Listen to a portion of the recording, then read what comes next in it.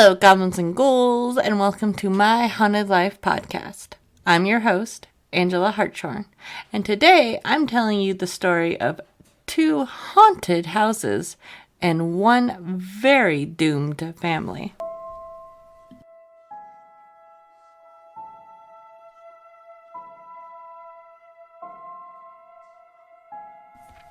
Good morning, goblins and ghouls. I hope you are having a wonderful day, or at least a manageable one. I missed you guys so much last week. I went down with a horrible headache, cold mess. It was awful. Long story short, it was awful. And then having to push through for Albuquerque Oddities and Curiosities Expo this weekend. I did it. It was rough, but I did it. That being said, because I wasn't feeling the greatest, we didn't get a whole lot of ghost hunting in, but I got at least one good story from Albuquerque for you. I'm hoping to do a little bit more research on a couple of others and see if I can fill them out a little bit. So, we ended up staying in a very, I don't know, it was a very lovely hotel. The Hotel Park Central, right?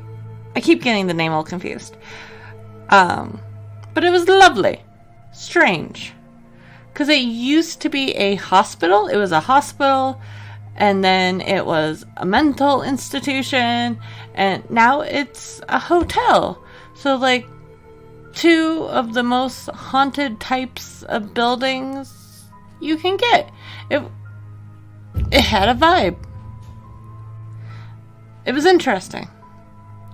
So, they'll come up here sooner than I would probably like it to be. A little bit of housekeeping. I very much appreciate the past COVID me doing a lot of research for the Pacific Northwest stories. Now, the writing and editing hasn't been the greatest, and sometimes I haven't caught it until I'm actually recording and reading the script, as you have probably noticed. I am hoping I have gone through this one enough so there isn't a problem, but we'll see now that I have head cold that I'm getting over, and now apparently food poisoning. You guys, I just need to not do anything for a while. It's ridiculous. Don't forget to hop over to the YouTube page to check out all the fun things happening there, like my mini little ghost show about my investigation of the witch's castle. I'm going to try to do more of these. I had too much fun with it.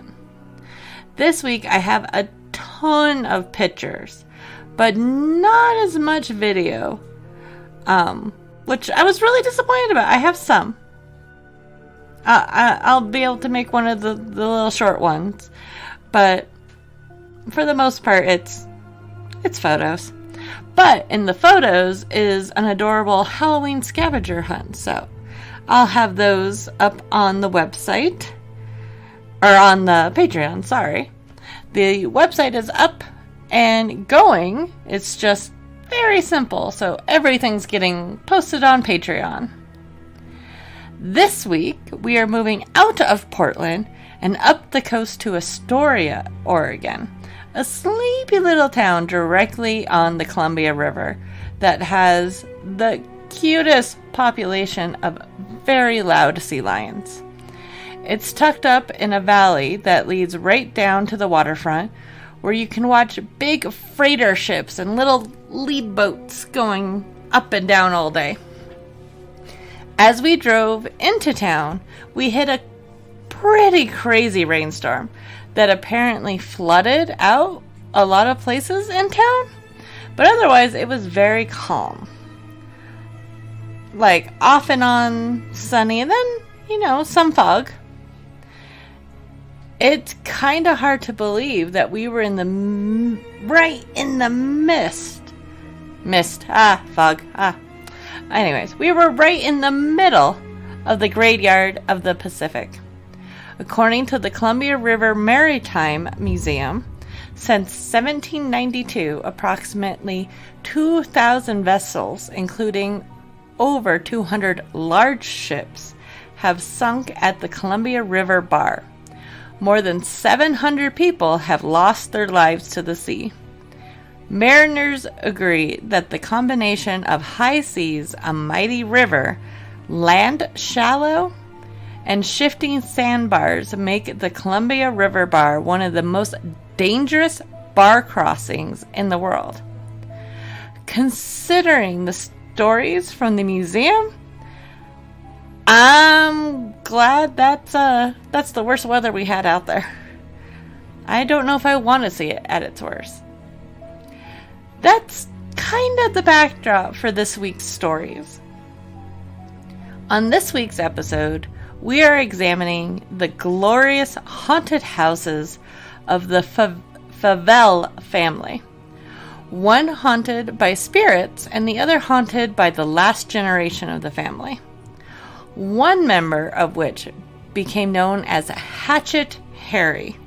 This is the story of family secrets and a mystery that endured for decades.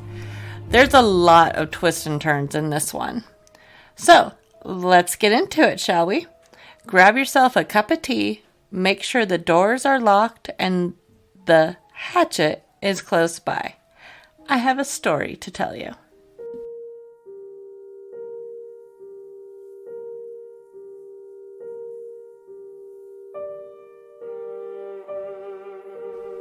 The Flavel House was one of my favorite places to visit on our Astoria trip.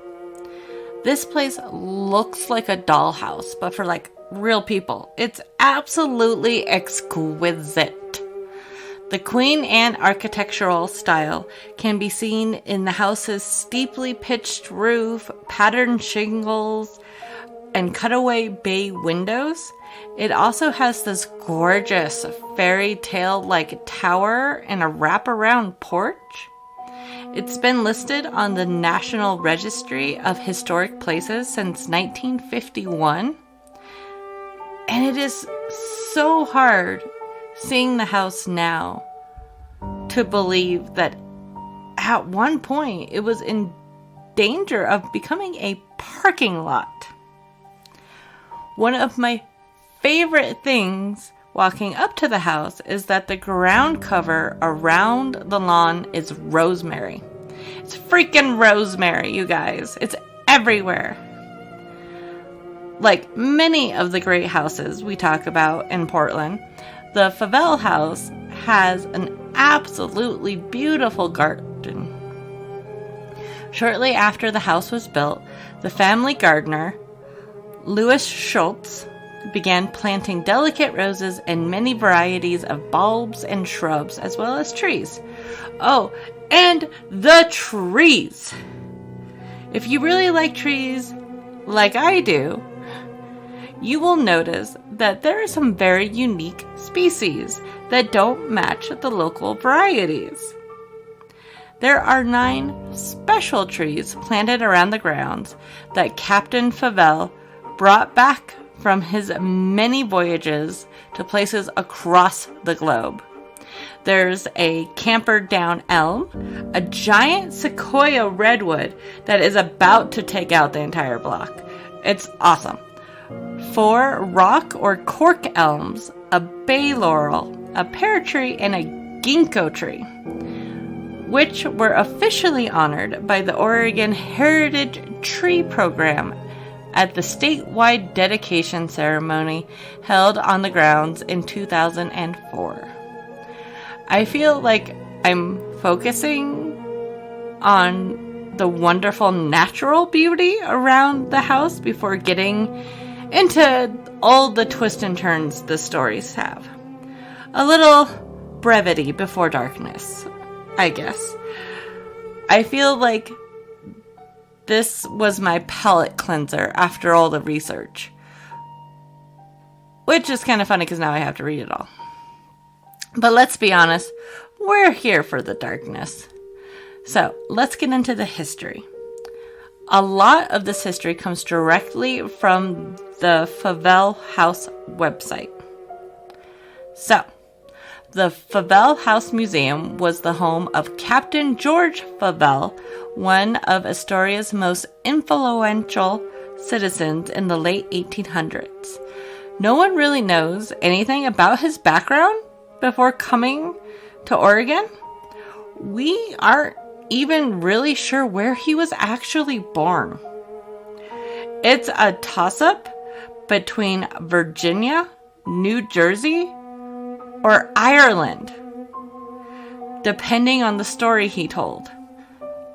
I don't know, but that seems a little sus already.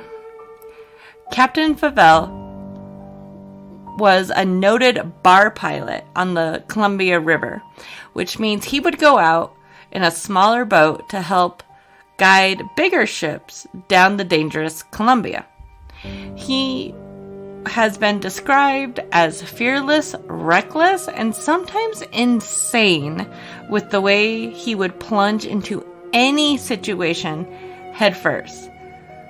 He was able to establish a good reputation, which led to different business opportunities and investments, making him a prominent and wealthy businessman. So, of course, he needed a prominent and showy house. The house was designed by German-born architect Carl W. Leck and was completed in the spring of 1886 as the captain's retirement home. The captain lived there for 7 years with his wife, Mary Christina, and their 2 grown daughters, Nellie and Katie. The couple's son, George Conrad, never lived in his parents' new residence, as he was already married and living in a house of his own. And this is our second Flavel house that becomes very important to the story later on. Our original Flavel house is approximately 11,600 square feet and consists of 2.5 stories, a single-story rear kitchen, a 4-story tower, and a full basement. The interior woodwork around the doors, windows, and staircase are East Lake influenced in design. I don't know what that means, but it's important. The Douglas fir doors, moldings, and wainscoting were faux wood grain by a master craftsman to look like exotic hardwoods such as mahogany and burl rosewood. This amused my husband way too much because he got this immediately. The wood likely came from a mill in Portland or San Francisco and was shipped to Astoria by steamer. There are 6 fireplaces in the home and feature different imported tiles from around the world, elaborate hand-carved mantles, and a patterned metal firebox designed to burn coal. The 14-foot high ceilings on the first floor and the 12-foot high ceilings on the second floor are embellished with plaster medallions and plaster crown moldings. The house is very modern with wall-to-wall carpeting, gas lighting, indoor plumbing, and a central heating system. The first floor is comprised of the public rooms, such as the grand entrance hall, the formal parlor, the music room, the scene of music recitals by the Flavel daughters, apparently. There's a library, a dining room, and also a conservatory. The butler's pantry, the kitchen, and the mudroom make up the housekeeping area. The second floor features a main bathroom, 5 bedchambers, and a small room used as a sewing room or storage room. The attic floor is a large unfinished area with 2 small plain bedrooms used by the Favel's domestic help. The tower gave the captain a broad view of Astoria and the Columbia River to keep an eye on local ship traffic. The basement of the house originally had a dirt floor and contained a large wood-burning furnace. The house remained in the family until 1934, when George and Mary's great-granddaughter, Patricia Jean Flavel, gave the property to the city as a memorial to her family. In 1936, there was talk of tearing the house down and establishing an outdoor community park on the property. However, the city had financial difficulties and decided to return the property to Patricia. That same year, the residence and grounds were deeded to the Clatsop County with the understanding that both would be kept in good repair and used for public purposes. From 1937 through World War II, the Public Health Department, the Red Cross, and the local Welfare Commission all had offices in the house. In 1951, there was once again the talk of tearing the house down, this time to make way for a parking lot for the county courthouse, which is like right across the street, I believe, if I remember correctly. Concerned citizens organized to save the home, and the Flavel House was made into a local history museum managed by the Clatsop County Historical Society, while still under the ownership of the county. Eventually, the county took full ownership. Also, just a little small tidbit. If you're familiar with Astoria, Oregon, one of its big, I can't think of the word. Oh, God. One of the big reasons people know Astoria, Oregon, is because it's where the Goonies was filmed. The Flavel House is seen in the beginning of the Goonies because it's where the dad worked. It was like the museum he worked at. So they used the front of the Flavel House. So just random movie trivia, because I like to throw that in there whenever I can. Finding ghost stories on the first Flavel House are actually pretty hard online. Most are people not realizing that there were actually 2 Flavel houses and contributing all the stories to the first house. The second house was built by Captain George's son, George Conrad, for him and his family. Luckily, now, when we were in the carriage house, which is where your tour of the Flavel House starts. It's a little gift shop, and there's a nice lady at a desk to get you the tickets and everything. I found a book entitled Haunted Astoria by Jefferson Davis. He, too, wrote that he had been having issues finding stories online, but had a couple from interviewing staff. So I'm going to go ahead and read those to you now. The music room. Sharon worked as a volunteer at the house for 5 years. As a docent, she used to sit in the main hallway near the entrance. Opposite her chair was the music room. Although there was a formal parlor, Katie and Nellie spent most of their mornings in the music room, waiting to receive visitors and practicing their music. In the evenings, they entertained visitors with song and sound. Like most of the rooms, the furnishings were a mix of original Flavel furniture and period pieces from elsewhere. When Sharon was there, she noticed a large music box in the music room. On stormy days, as it got dark, Sharon sometimes heard the music box playing on its own.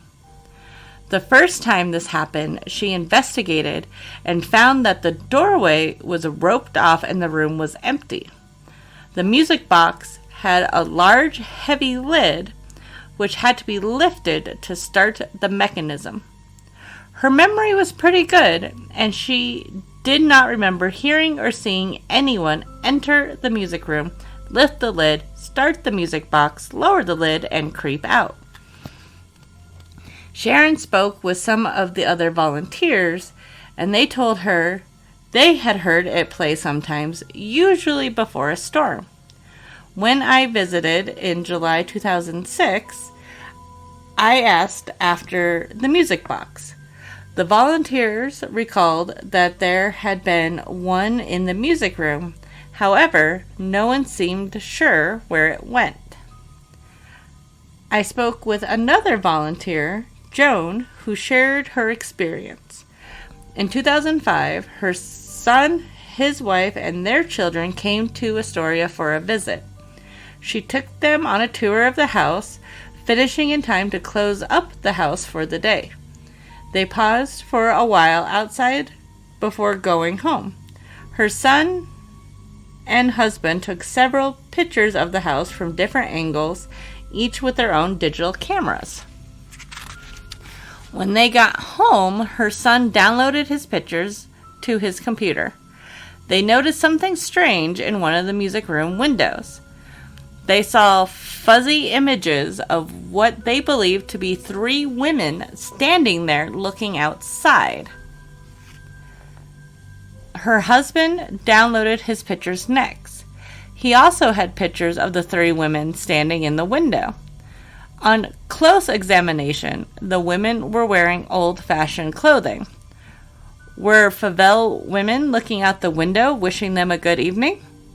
She offered to show me the pictures on my next visit. Unfortunately, we never reconnected, and I missed seeing the ghostly ladies.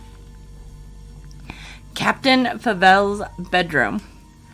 Most of the furniture in Captain Flavel's room is original. His bed was a recent acquisition purchased at an auction a year or 2 ago. One of the people who bid on the bed told me that there was a bullet hole in the headboard. When I visited, I tried checking for it, but got yelled at, so I do not recommend checking yourself. If there is one, I am sure there is a story to tell. 3 or 4 years ago, a woman came to tour the house near closing time. She identified herself as a psychic and requested permission to walk the house after they closed. The docent told her it was fine, and after closing, let her walk around the building. The woman approached Captain Flavel's bedroom and walked inside. She paused just inside the threshold and turned to the docent, saying, This is the center of all evil in this house." A few years later, as part of a Halloween newspaper article, the same docent stayed overnight in the house with a reporter from the Daily Astorian. There we go, yeah. He made sure to sleep on the evil spot, and unfortunately for this book, nothing bad happened.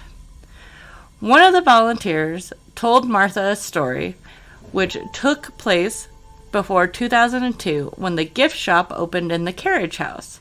In those days, the docent sat at the desk in the house at the foot of the grand staircase selling tickets. A man that the docent described as pretty normal came tearing down the staircase, white as a sheet, very upset. The man said he had saw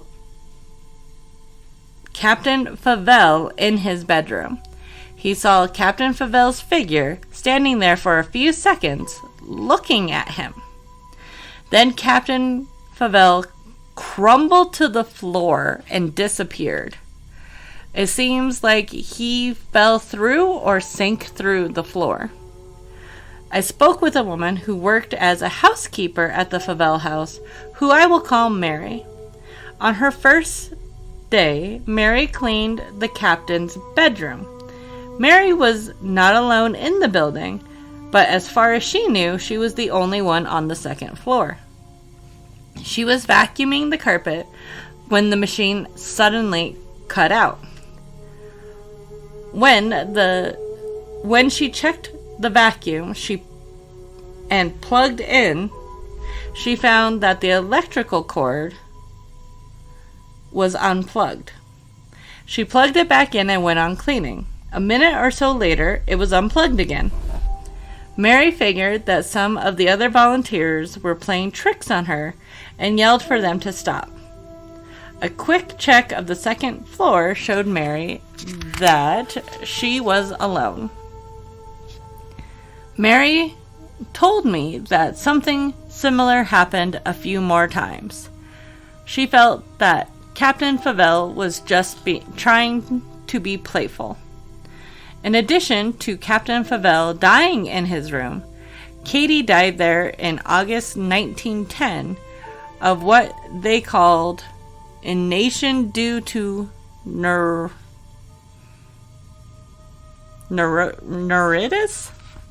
Some people suggest that her lingering illness was a multiple sclerosis or rheumatoid arthritis. Mary Flavel died in her bedroom after a long illness in 1928.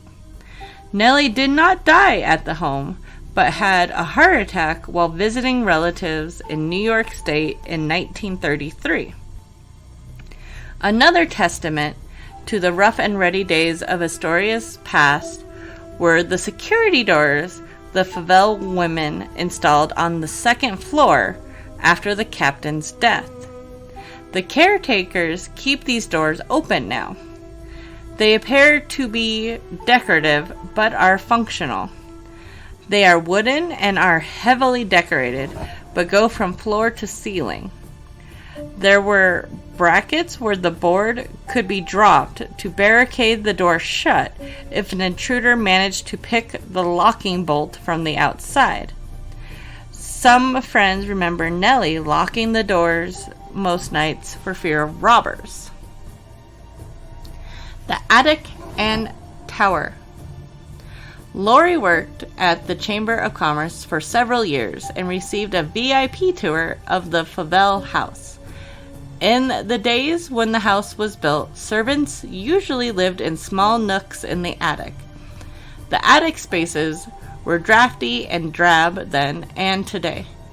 Most of the Flavel servants lived locally and worked as day servants. Captain Flavel went up there to climb to the top of the tower to survey the Columbia River and his domain. The stairs are about 6 feet wide as they began to climb up the tower.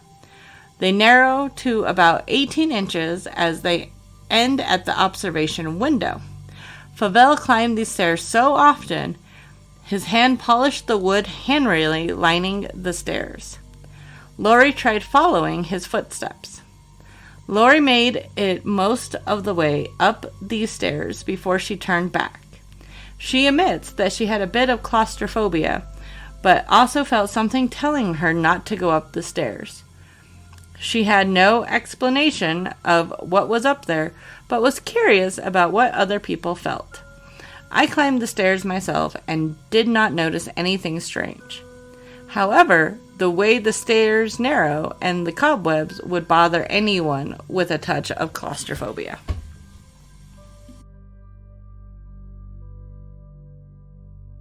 So thank you to Mr. Davis for finding those for us and publishing them. The tour through the Flavel house is self-guided, but there was a docent there when we went. I had to ask the docent if there were any hauntings.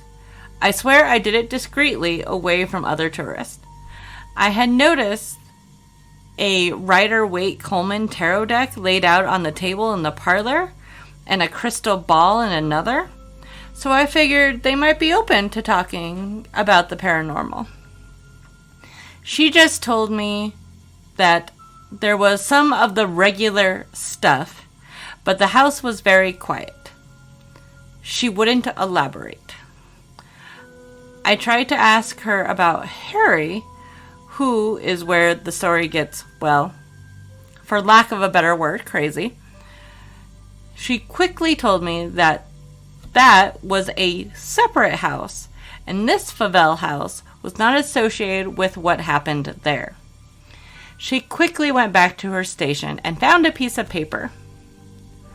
For Halloween, the Flavel house was having a scavenger hunt around the house. They had hidden Victorian spiritualism items around the house. Some were real, some were fake, like some old-timey ghost photography and a stereoscopic picture of Colossal Claude, who is getting his own podcast coming up, I think, next week. There were things like Victorian copies of Frankenstein and Dracula, that sort of thing. It was adorable. I completely geeked out. I told her I had noticed the tarot cards and the crystal ball, which were items on the list, and I really wanted to ask her about them. I didn't want to bug her anymore. She chuckled. She had noticed that the hubs was busy taking pictures of doorknobs and hinges, so she pulled out this big binder of stuff and said I might enjoy this. It was different family trees and photos and news clippings that, as a history nerd, I loved, and I went through it until Jordan was done. I gave her back the binder, and she gestured me to a poster on the wall of the Flavel family tree. She explained that the Harry I was asking about was the great-grandson of Captain George and never actually lived in that house. She then told me the story as she remembered it. She said she wasn't living in Astoria at the time. She only learned of it because of people coming to the house asking about it, like me. She then gave me the address to the other Flavel house. It's a private residence, so we couldn't go in, but I could at least go by and see it. So, after this quick break, I'm going to take you to the second Flavel house and tell you the story of Hatchet Harry.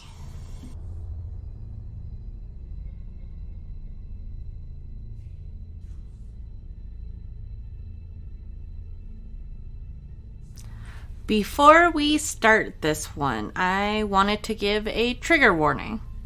There is some animal abuse and some untreated mental illness in this one, as well as some random violence. So, heads up. The second Flavel house was built in 1901 by the second Captain George Conrad Flavel, son of the guy that built the first house. I think one of the reasons there is so much confusion between the houses and the family members is because all the men seem to reuse the same names over and over. There are the father and son Captain George, and then father and son Harry's. It's a lot. The younger Flavel built the house several blocks away from his parents and spinster sisters. Flavel had a son named Harry M. Flavel, grandson to the first captain. Harry inherited the second house when his father passed away. He married twice. His first wife and daughters settled in California. He then wed again to a school teacher named Florence Sherman. The couple had a son and daughter, Harry Sherman Flavel and Mary Louise, before Harry M. Flavel passed away in 1951. Mary Louise and Henry S. never wed or had children. Our story revolves around this Harry, who was the great-great-grandson of Captain George Flavel and the second house. I realized I didn't have enough greats earlier. So great-great-grandson. I found this wonderful article on the Daily Astorian by Chelsea Growell that referred to Harry Sherman as the little town's Boo Radley, a reference to Kill a Mockingbird, which is a pretty perfect description when you look at it. The last generation of Flavels had become recluses. The only ones remaining in the house were Florence, the mother, Mary Louise, the sister, and Harry Sherman, and they didn't have the best reputation. In 1947, when Harry Sherman was only 20, neighbor Fred Fulton heard screams for help coming from the Flavel house that he believed were from Florence. Fearing something was wrong, Fulton broke into the house through an upstairs hall door to try to rescue her. He encountered Harry standing there in the hallway with a hatchet. Harry Sherman then attacked the banister on the stairs and then his neighbor with the hatchet, cutting the neighbor's arm.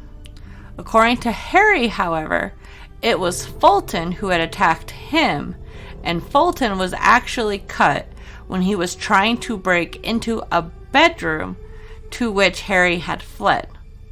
Harry was charged with assault with a deadly weapon, but at his trial, his mother Florence insisted she had been in no danger and her son had locked her in her room simply so she could concentrate on finding a key that was important to him. I don't know if that totally makes the story any better, but okay. Both Florence and Mary Louise claimed that Fulton was drunk, and Harry claimed he had been acting in self-defense because he was frightened of the neighbor. The charges against Harry were dropped. Things just got stranger with Harry. Neighbors claimed that Harry once stole a dog from them because he said they weren't walking it enough. They were too scared of him to go to his house and take their dog back. The Flavels had many dogs because Harry often took in strays. He would be seen walking up to 6 dogs at a time. Astoria Fire and Rescue Lieutenant Bob Johnson said his father was a doctor who sometimes made house calls to the home when Harry was a teenager. He had been told Harry had chopped the banister to bits with a hatchet in a teenage rage. Retired Assistant Police Chief Alan Oja said that he had been called to the home in the 1980s on a couple of occasions. Oja had even arrested Mary Louise when she refused to leave a social meeting in the Dr. Harvey house. Not sure who Dr. Harvey is, but you know, the family's doing stuff. In 1983, 36 years after the initial incident with the hatchet, Harry Sherman and his sister Mary Louise were still living in the home with their mother Florence. Hatchet Harry was walking 2 dogs when a car belonging to 20-year-old Alec Jofison sped past. Harry used the dog's chain to hit the car as it went by. The driver of the car was furious and chased Harry down an alley on foot, where Harry then stabbed him. Police and the district attorney at the time, Steve Gertula, stood on the front porch of the Flavel home while the Flavels talked to the city manager on the phone. They never let police in, but a few days later, Harry turned himself in to the police. He pled not guilty, was put on trial for attempted murder and first-degree assault. Harry was once again charged with assault and could have been sentenced to 20 years in prison, but was given probation instead. Meanwhile, he appealed and appealed and appealed. In August 1990, his appeals were exhausted. It would mean jail time for the reclusive man now in his 60s. Mary Louise canceled the final restitution check, and the family just up and disappeared. Just abandoning the home, just gone in the middle of the night situation. While it is believed that they didn't return home to the property, neighbors claim the Flavels came back to the house several times over the years, always calling the neighbors first to ask if there were any police around. It wasn't until October of 1990 that the Flavels were found in Pennsylvania, where Harry was arrested for stealing towels from a hotel. Hell of a way to get caught. He was going to be extradited, but he and his family fled from law enforcement again. In 1991, the FBI became alerted to the Flavels' temporary residence in Massachusetts by a hotel maintenance man. Flavel was put into the Clatsop County Jail in 1992 to await a hearing. There we go. He spent a year in jail there before being released. He disappeared again and went back to Massachusetts.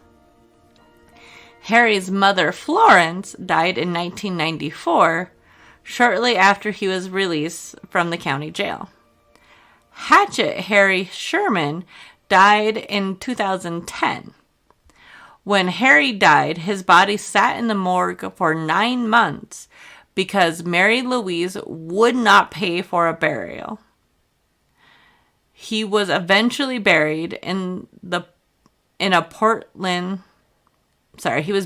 Portland through an indigent burial fund. Some claim that the Flavel house has sat abandoned for so many years, has become haunted. Shortly after Harry's death in 2010, a black banner of mourning was spotted draped over the balcony of the house. No one knows who hung the banner because no one has seen Mary Louise. She left with everybody. And that was it. After years of the derelict house sitting empty and falling into decay, the county was finally able to go in and put a tarp on the roof and do some minor work to try to salvage the property for anyone who might wish to purchase it in the future. It was the first time outsiders had been in the house since it was abandoned in 1990. Inside, they found that the reclusive Flavel family had been hoarding items for the past 100 years. They found 100-year-old newspapers, magazines, and other items in stacks against the wall and spread over the floor of the entire house, including the basement, first floor, second floor, and attic.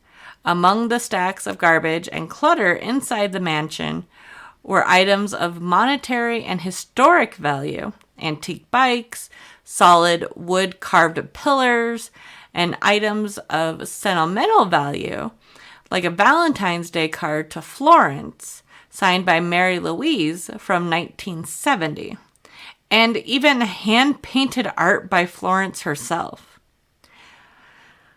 A 12-inch knife by the stairwell in the basement was found.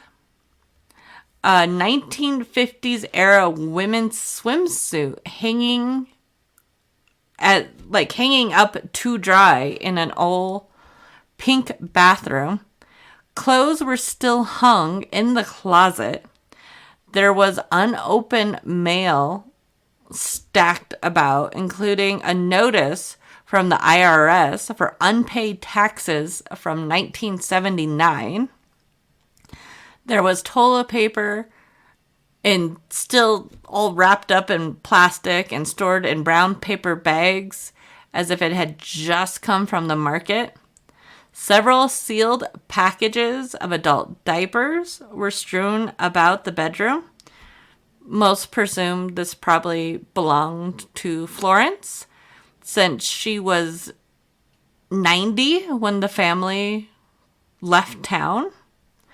The kitchen, the room at which the city gained access through a back door, had signs of recent break-ins and drug paraphernalia on the stove. That, to me, I'm going to assume somebody probably did that later, because it sat there abandoned for so long. This is one of those, trigger warning parts, because it gets me every time. The refrigerator held oozing and dripping items that may have been food once upon a time, as it was labeled. The bottom shelf had what looked like a dead dog head. There were also other items wrapped in what appeared to be duct tape. In the basement, plastic jugs of bleach were shaped into two pillars of artwork, spiraling the empty bottles by the neck from the floor to the ceiling in two corners. The laundry room still had towels hanging up. A boiler was still putting off fumes, sat in the middle with a solitary chair facing it nearby. A canning room with mason jars was also discovered downstairs. In the attic, holes in the roof let the daylight in. A chest sat in the corner, empty with the exception of a couple of hankies and a receipt for $2.50. More books, newspapers, and magazines, including a 1958 advertisement for a Chevrolet and a 1960s Playboy, were littered across the floor. A sewing room in the attic held a bed along with a tiny closet, thread, needles, and a case for a serger sewing machine. So, kind of random and a lot.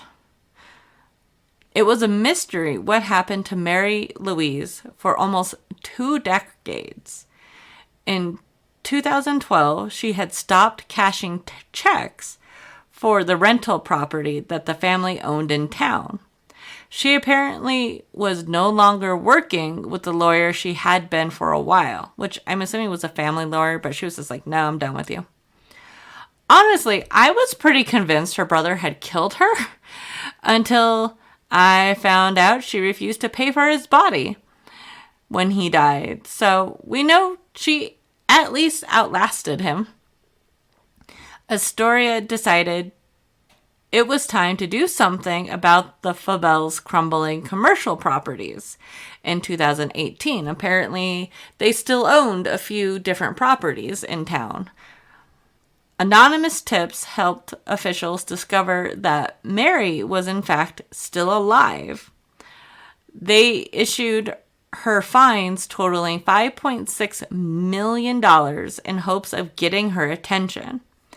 This seems to have worked because she was found shortly thereafter. She had been living in a nursing home outside of Portland, and then her health began to fail. She died shortly after being found of natural causes on October 20th, 2018. She was 93 years old. She was buried in the Flavel family plot at Ocean View Cemetery in Warrenton.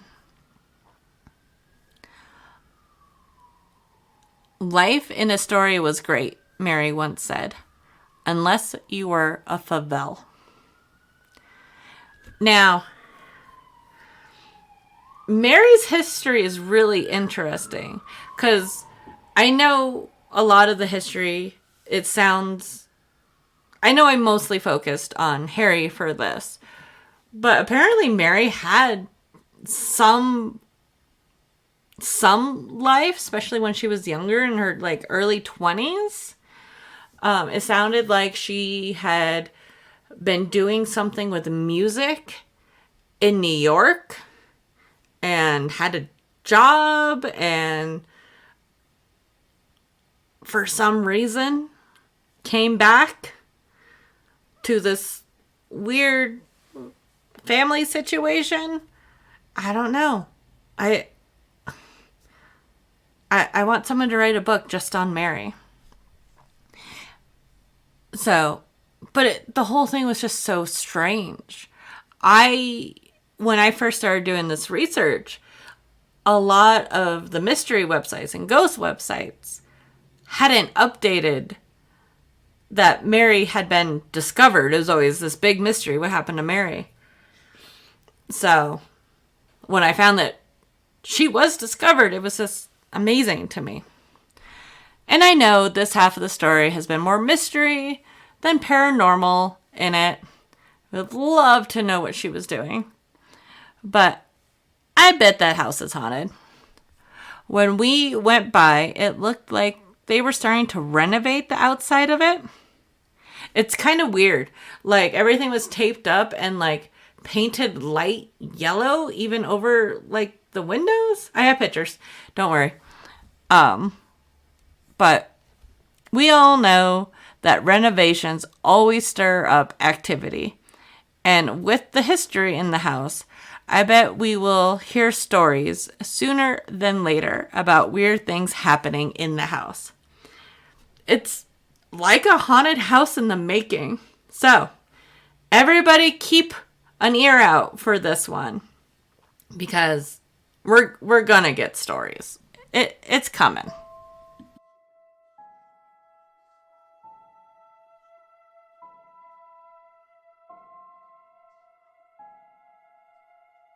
My Haunted Life podcast is written, researched, produced, edited, and hosted by me, Angela Hartshorn. All of my sources are in the show notes and on the website, myhauntedlifepodcast.com. Make sure to subscribe to the podcast. I'm doing great today, so you don't miss an episode. If you are interested in more pictures, videos, and info for this week's episode, please go check out the Patreon page. And while you're there, if you like what you hear and want to support the show, please subscribe to the Patreon page. You can also, support the show for as little as $2 a month. Most of the documents I don't have, firewalled like that, but some are. If you have information about today's episode, like ghost stories about the second Flavel house, or just, a ghost story of your own to share, email me at myhauntedlifepodcast@gmail.com, or write me on Facebook, Instagram, TikTok, and now YouTube. And of course, all of those are at My Haunted Life Podcast. And I just got TikTok. Nope, I screwed that up. I just got Twitter up and going again. And I think that's My Haunted Life Pod, because I ran out of room. Just to, like, follow all the weird Discovery Plus paranormal show drama right now. So yeah, make sure you like and follow and comment all of those. And make sure to tell your friends and family about it. Word goes a long way. Music is by Ghost Stories Incorporated. And that's it for this show. I'll see you all next week on My Haunted Life Podcast. And until then, stay spooky.